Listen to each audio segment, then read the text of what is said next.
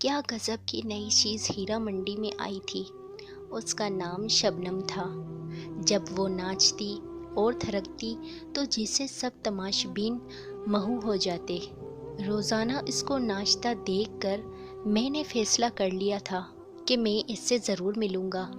میں ہر قیمت پر اسے حاصل کرنا چاہتا تھا۔ ایک دن مجرے کے دوران وہ بجھی بجھی سی دکھائی دے رہی تھی۔ اس کے ناچ میں وہ روانی بھی نہیں تھی، لیکن مجھے اس سے ملنا تھا، بات کرنی تھی اور معاملات طے کرنے تھے۔ مجرے کے اختتام پر جب سب تماشبین چلے گئے تو میں بھی اٹھا۔ وہ کوٹھے کی بالکنی میں بطول کے ساتھ کسی بات پر الجھ رہی تھی۔ دروازے کے تھوڑا سا قریب ہوا تو میں نے سنا کہ وہ اس سے رو رو کر کچھ مزید رقم کا مطالبہ کر رہی تھی، مگر بطول اس کو دھتکار رہی تھی، اور آخر میں غصے میں وہ شبنم کو اگلے دن وقت پہ آنے کا کہہ کر وہاں سے بڑبڑاتی ہوئی نکل گئی۔ شبنم کو پیسوں کی اشد ضرورت ہے، یہ جان کر میرے اندر خوشی کی ایک لہر دوڑ گئی۔ چہرے پر شیطانی مسکراہٹ پھیل گئی کہ وہ ضرورت پوری کر کے میں اس کے ساتھ جو چاہے کر سکتا ہوں۔ میں اس کے جانب بڑھا۔ اس کا چہرہ دوسری طرف تھا اور وہ برقع پہن رہی تھی۔ پاس جا کر جب میں نے اسے پکارا تو وہ میری طرف مڑی۔ اس کا چہرہ آنسوؤں سے تر اور برف کی مانند ایسے سفید تھا جیسے کسی نے اس کا سارا خون نکال لیا ہو۔ اس کی یہ حالت دیکھ کر میں چکرا سا گیا اور اس سے پوچھا کہ کیا ہوا ہے، وہ ایسے کیوں رو رہی ہے۔ میری طرف دیکھتے ہوئے وہ چند لمحے خاموش رہی اور میرے دوبارہ پوچھنے پر گھٹی گھٹی آواز میں بولی، ماں مر گئی ہے۔ جب مجھے سمجھ نہیں آئی تو وہ بے اختیار روتے ہوئے دوبارہ بولی کہ آج میری ماں مر گئی ہے۔ اس جواب سے جیسے میرے منہ کو تالا لگ گیا ہو۔ میری شیطانی ہوس جس کو پورا کرنے کے لیے میں اس کی جانب آیا تھا، مجھ سے میلوں دور بھاگ گئی۔ تو تم یہاں کیا کر رہی ہو؟ میں نے غصے اور حیرت سے اس سے پوچھا۔ کفن دفن کے پیسے نہیں ہیں میرے پاس، اسی لیے میں مجرا کرنے آئی تھی، مگر بطول آج پیسے ہی نہیں دے رہی، کہتی ہے بہت مندی ہے۔ تماشبین کوٹھے پر نہیں آتے، اور جو آتے ہیں وہ پہلے کی طرح کچھ لٹاتے نہیں۔ وہ کہہ رہی ہے کہ عیدی والوں سے اپنی ماں کی کفن دفن کا انتظام کروا لو۔ اتنا کہہ کر وہ برقع پہن کر کوٹھے سے باہر نکل آئی۔ میں بھی اس کے پیچھے چل پڑا۔ میں تمہاری ماں کے کفن دفن کا بندوبست کرتا ہوں۔ وہ چند لمحے مجھے مشکوک نظروں سے دیکھتی رہی اور پھر خاموشی سے میرے ساتھ بیٹھ گئی۔ باہر نکلتے ہوئے میں نے شبنم سے اس کے گھر کا پتہ پوچھا۔ وہ علاقہ میرے لیے نیا نہیں تھا، کئی بار میں وہاں سے گزر چکا تھا۔ میں نے گاڑی اس طرف موڑ دی۔ سارا راستہ وہ خاموشی سے روتی رہی۔ میرے پاس اس کو تسلی دینے کے لیے الفاظ بھی نہیں تھے۔ کچھ دیر میں ہم شبنم کے گھر پہنچ گئے۔ یہ چھوٹا سا ایک کمرے کا گھر تھا۔ صحن کے بیچ میں چارپائی پر اس کی ماں کی لاش پڑی تھی۔ صحن میں بلب کی پیلی روشنی وہاں بسنے والوں اور گھر کی حالات چیخ چیخ کر آیا کر رہی تھی۔ چارپائی کے پاس دو بوڑھی عورتیں بیٹھی تھیں۔ ایک کی گود میں 6-7 ماہ کا بڑا گول مٹول اور پیارا سا بچہ کھیل رہا تھا۔ آدھی رات ہونے کو تھی۔ جیسے ہی شبنم گھر میں داخل ہوئی، وہ بوڑھی عورتیں بچہ اسے سونپتے اور دیر آنے کی وجہ سے ناراضگی کا اظہار کرتے ہوئے وہاں سے رخصت ہو گئیں۔ بچہ بہت بے قرار تھا، جیسے صبح سے بھوکا ہو۔ کیا یہ شبنم کا بچہ ہے؟ یہ ایک نیا انکشاف تھا کہ شبنم شادی شدہ بھی ہے۔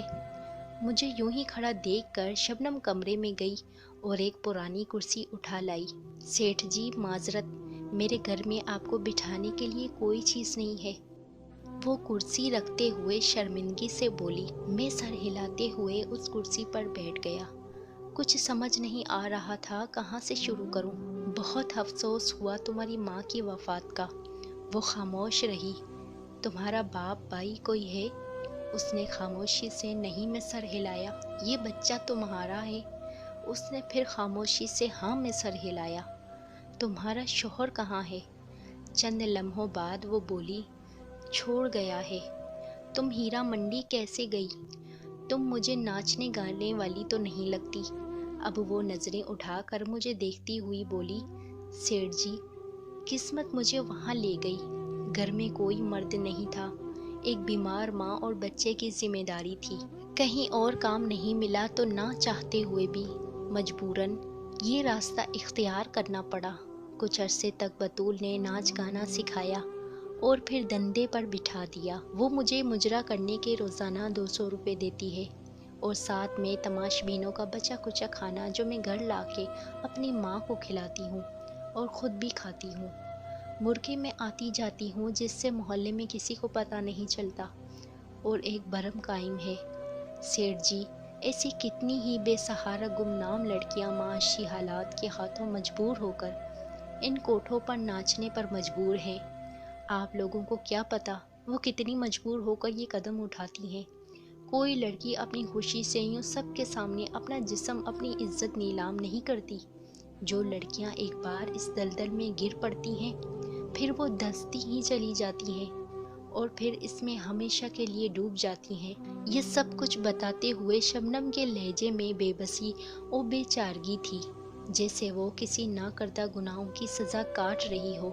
میں کچھ دیر اس کے چہرے کو دیکھتا رہا، پھر پرس سے چند نوٹ نکالے اور اس کے ہاتھ میں تھماتے ہوئے بولا، اپنی ماں کی تدفین کروا لینا اور بچے کے لیے کچھ خوراک اور گھر کے لیے راشن پانی لے لینا۔ وہ اتنے سارے نوٹ ایک ساتھ دیکھ کر حیران ہو گئی۔ میں نے اس کو یوں چپ دیکھتے ہوئے پوچھا، سیٹھ جی، مجھے ان روپوں کے بدلے کیا کرنا ہوگا؟ وہ ڈرتے ڈرتے پوچھ رہی تھی۔ شاید یہ سوچ رہی تھی کہ ان نوٹوں کے بدلے سیٹھ پتہ نہیں کب تک اس کا جسم نوچے گا، کب تک اس کو سیٹھ کی رکھیل بن کر رہنا پڑے گا۔ اس کی بات سن کر مجھے اپنے آپ سے اتنی نفرت ہوئی کہ میں خواہش کرنے لگا کہ زمین پھٹ جائے اور میں اس میں سما جاؤں۔ مجھے احساس ہوا کہ میں ذلت اور اپنے کردار کی پستی کی آخری حد کو چھو رہا تھا۔ میں اس بے حس معاشرے میں ایک تنہا اور بے سہارا لڑکی کی مدد کر رہا تھا، مگر وہ اس کو بھی ایک ڈھیل کے طور پر سمجھ رہی تھی۔ شاید جہاں سے میں اٹھ کر آیا تھا وہاں پر جانے والے لوگوں سے بغیر کسی وجہ کی مدد کی توقع نہیں کی جاتی۔ میں نے لرزتی آواز میں جواب دیا، تمہیں کچھ نہیں کرنا پڑے گا اور تم اب کوٹھے پر مجرا کرنے نہیں جاؤ گی، اپنے گھر میں رہو گی۔ ہر مہینے تمہیں منی آرڈر مل جایا کرے گا۔ تم نے کرنا بس یہ ہے کہ یہ جو بچہ تمہاری گود میں ہے اس کی تربیت ایسے کرو کہ یہ ایک دن بڑا ہو کر تمہارا سہارا بن سکے۔ یہ جو رقم میں بھجواؤں گا یہ تم پر قرض ہے، اور جب تمہارا بیٹا جوان ہو جائے گا، ایک قابل انسان بن جائے گا تو تم مجھے واپس کر دینا۔ شبنم حیران پریشان کھڑی مجھے دیکھ رہی تھی، اس انسان کو جس کے سامنے ابھی وہ ناچ کر آئی تھی اور اس سے ایسی باتیں کر رہا تھا۔ پھر وہ بے آواز رو پڑی۔ مجھ سے وہاں رکا نہیں گیا۔ میں نے شبنم کے گھر کا پتہ لیا اور اس کو اپنا کیا وعدہ یاد دلا کر وہاں سے رخصت ہو گیا۔ سارے راستے میں یہی سوچتا رہا، مجھے تم سے کچھ نہیں چاہیے، جو تم نے مجھے دیا ہے میں اس کا احسان ساری عمر نہیں اتار پاؤں گا۔ تم نے مجھ میں دفن اس انسانیت کو جگا دیا جو میں دولت اور شیطانی ہوس کے نیچے دبا کر مار چکا تھا۔ تم نے مجھے پھر سے انسان بنا دیا ہے شبنم۔ اس واقعے کے بعد میں ان تمام برے کاموں سے توبہ کر کے اللہ کی بارگاہ میں سچی توبہ کی، اور میں باقاعدگی سے ہر ماہ شبنم کو منی آرڈر بھجواتا رہا۔ کئی دفعہ دل کیا میں اس مسیحا کو مل کر آؤں جس کی وجہ سے مجھے ان تمام گناہوں اور بدکاریوں سے نجات ملی، مگر ہر دفعہ ایک شرمندگی آڑے آتی رہی کہ کبھی میں اپنی شیطانی ہوس کے لیے اس کا پیاسا تھا۔ اور پھر وقت گزرتا چلا گیا، دن مہینوں میں بدلنے لگے اور مہینے سالوں میں تبدیل ہوتے گئے، مگر میں شبنم کو بھولا نہیں تھا۔ وہ بھی میری طرح بوڑھی ہو گئی ہوگی اور اس کا بیٹا بھی جوان ہو گیا ہوگا، پتہ نہیں کس قابل بنا ہوگا، اپنی ماں کا سہارا بنا ہوگا کہ نہیں۔ میرے بچے جوان ہو گئے تھے، زندگی اتار چڑھاؤ کے ساتھ مسلسل چل رہی تھی۔ ایک شام چھٹی کے دن جب میں اپنے گھر میں موجود تھا تو ملازم نے آ کر مجھے بتایا کہ ایک عورت اور اس کے ساتھ ایک جوان لڑکا مجھ سے ملنے آئے ہیں۔ اچھا انہیں ڈرائنگ روم میں بٹھاؤ، میں آ رہا ہوں، کون ہو سکتا ہے؟ یہی سوچتے ہوئے میں ڈرائنگ روم کی طرف بڑھا۔ ایک عورت پر نور چہرے کے ساتھ سفید بڑی چادر میں خود کو چھپائے ہوئے ہاتھ میں ایک پرانی سی ڈائری لیے کھڑی تھی۔ میں ملبوس ایک بڑا ہینڈسم نوجوان لڑکا کھڑا تھا۔ اس لڑکے کو میں جانتا تھا، وہ ہمارے علاقے کا نیا ڈی ایس پی محمود تھا۔ عورت کہنے لگی، میں شبنم ہوں اور یہ میرا بیٹا محمود ہے۔ جو ہی اس نے اپنا نام لیا، میرے ذہن میں اس کا ماضی کا چہرہ گم گیا اور پھر مجھے پہچاننے میں دیر نہیں لگی کہ وہ شبنم ہے۔ آپ مجھے پہچان گئے نا؟ میں نے سر ہلاتے ہوئے ہاں میں جواب دیا اور ان کو بیٹھنے کا اشارہ کیا۔ شبنم پھر اپنے بیٹے سے مخاطب ہو کر بولی، محمود بیٹا، یہی ہیں میرے مسیحا جن کی بدولت تمہاری ماں گندگی کے دلدل میں گرتے گرتے نکلی، اور یہی ہیں جو تمہاری پڑھائی کا تمہیں یہاں اس مقام تک لانے کا ذریعہ ہیں۔ میں ان کو جانتا ہوں امی جان، ان کا شمار علاقے کے معزز ترین افراد میں ہوتا ہے، مگر میں یہ نہیں جانتا تھا کہ مجھے اس مقام پر لانے میں ان کا کردار سب سے اہم ہے۔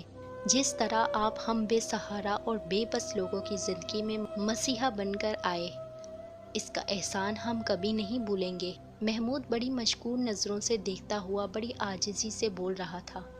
ایسا کہہ کر آپ لوگ مجھے شرمندہ مت کریں، میں نے شبنم کی طرف دیکھتے ہوئے کہا۔ آج اس کو پکارتے ہوئے بے اختیار میرے منہ سے شبنم بہن نکل گیا۔ میں خود حیران تھا، مگر یہ سچ تھا۔ شبنم صوفے سے اٹھی اور آگے بڑھ کر اپنی پرانی سی ڈائری مجھے تھماتے ہوئے کہنے لگی، اس میں وہ تمام حساب درج ہیں۔ میری ماں کی تدفین سے لے کر آپ کی آخری منی آرڈر تک میں نے ایک ایک پائی کا حساب رکھا ہے۔ آپ کے دیے پیسوں کا امانت کے طور پر استعمال کیا، اپنے بیٹے کو ایک قابل انسان بنایا۔ آپ نے مجھے 22 سال پہلے کہا تھا کہ یہ قرض ہے اور یہ تب واپس کرنا جب تمہارا بیٹا ایک قابل انسان بن جائے۔ کچھ لمحے خاموش رہنے کے بعد شبنم پھر سے بولی، آج وہ وقت آ گیا ہے۔ آپ کے احسانوں کا بوجھ تو میں نہیں اتار سکتی، مگر جو پیسے آپ نے مجھے دیے تھے میرا بیٹا وہ ضرور اتارے گا، اور آپ سے درخواست ہے آپ انکار مت کریں۔ یہ سب سن کر میرے دل میں اس کی عزت اور احترام اور بڑھ گیا۔ میں نے تم کو بہن کہا ہے، شبنم بہن، اور میں کیسے تم سے یہ پیسے واپس لے سکتا ہوں؟ مجھے یوں شرمندہ مت کرو۔ میرے رکے رکے الفاظ میں پیسے نہ لینے کی معذرت چھپی تھی، مگر وہ بد-ضد تھی۔ مجھے اس کے سامنے ہار ماننا پڑی اور وہ تمام پیسے جو میں اس کو منی آرڈر کی صورت میں بیچتا تھا اس کو واپس لینے کی حامی بھرنی پڑی۔ پھر وہ دونوں مجھے اپنے نئے گھر کا پتہ دے کر اور آنے کی تاکید کر کے وہاں سے چلے گئے۔ شام کو میں نے اپنی بیوی سے کہا، شازیہ، میں نے تمہیں کسی سے ملوانا ہے، میرے ساتھ چلو گی؟ کیوں نہیں چلوں گی، مگر کون ہے اور کس سلسلے میں ملنا ہے؟ بیوی نے سوالوں کی بوچھار کر دی۔ میں نے ہما بیٹی کے لیے ایک لڑکا پسند کیا ہے، تم مل لو، اگر تم کو پسند آ جائے تو پھر اس کے بعد ہما سے بات کر لینا۔ میں نے مختصر لفظوں میں اسے وجہ بتائی۔ اگلے دن میں اور میری بیوی شبنم کے گھر پر گئے۔ میری بیوی کو بھی محمود بہت پسند آیا۔ ہم نے پھر شبنم سے محمود اور ہما کے رشتے کی بات کی۔ شبنم کو بھلا اس سے کیا اعتراض ہو سکتا تھا؟ وہ پھولے نہیں سما پا رہی تھی، اور یوں میری بیٹی کا رشتہ شبنم کے بیٹے محمود سے طے ہو گیا۔ وہ تعلق جو ایک طوائف اور تماش بین جیسے گندے رشتے سے شروع ہوا تھا، اس کا اختتام ایک نہایت مہذب رشتے کی شکل میں ہوا۔ یہ سچ ہے کہ ہر انسان کو قدرت سدھارنے کا موقع ضرور دیتی ہے۔ کبھی وہ طوائف اور میں تماش بین تھا، مگر آج وہ میری منہ بولی بہن اور اس کا بیٹا میری بیٹی کا شوہر ہے۔